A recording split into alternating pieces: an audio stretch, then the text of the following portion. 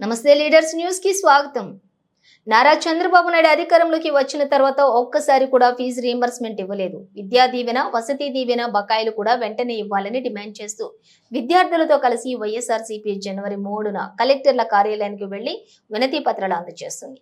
YS Jagan YSRCP అధ్యక్షులు June లో ఆయన ప్రమాణ స్వీకారం చేశాడు. జూన్ లో వచ్చిన వెంటనే ఆ ఫీజు రీయింబర్స్మెంట్ ఇవ్వాల్సింది. మొత్తం 4 క్వార్టర్స్ కు సంబంధించిన ఫీజులు మామూలుగా వైఎస్ఆర్సీపీ ప్రభుత్వంలో ప్రతి 3 నెలలు అయిపోయిన వెంటనే 4వ నెలలో వెరిఫికేషన్ చేసి 5వ నెలలో ఫీజులు ఇచ్చే పరిస్థితి నుంచి ఏకంగా సంవత్సరం అయిపోయినా కూడా 4 క్వార్టర్స్ వరుసగా 4 త్రైమాసికాలకు సంబంధించిన ఫీజులు పెండింగ్ లో పడిన నేపథ్యంలో వసతి దీవెనకు సంబంధించి ప్రతి ఏప్రిల్ మాసంలోనూ క్రమం తప్పకుండా వసతి దీవెన కింద పిల్లలకు తోడుగా ఉంటూ మరో 1100 కోట్ల రూపాయలు వైఎస్ఆర్సీపీ ప్రభుత్వం క్రమం తప్పకుండా ఇస్తా ఉన్న నేపథ్యంలో అది ఇవ్వని చంద్రబాబు నాయుడు గారి ప్రభుత్వాన్ని గట్టిగా నిలదీస్తూ విద్యా దీవెన, వసతి దీవెనకు సంబంధించి విద్యా దీవెన కింద 2800 కోట్ల బకాయిలు, వసతి దీవెన కింద 1100 కోట్ల రూపాయలు, మొత్తం 3900 కోట్ల రూపాయలు చంద్రబాబు నాయుడు గారిని గట్టిగా డిమాండ్ చేస్తూ చదువుకుంటా ఉన్న పిల్లలకు తోడుగా ఉండే కార్యక్రమంలో భాగంగా పిల్లలతో కలిసి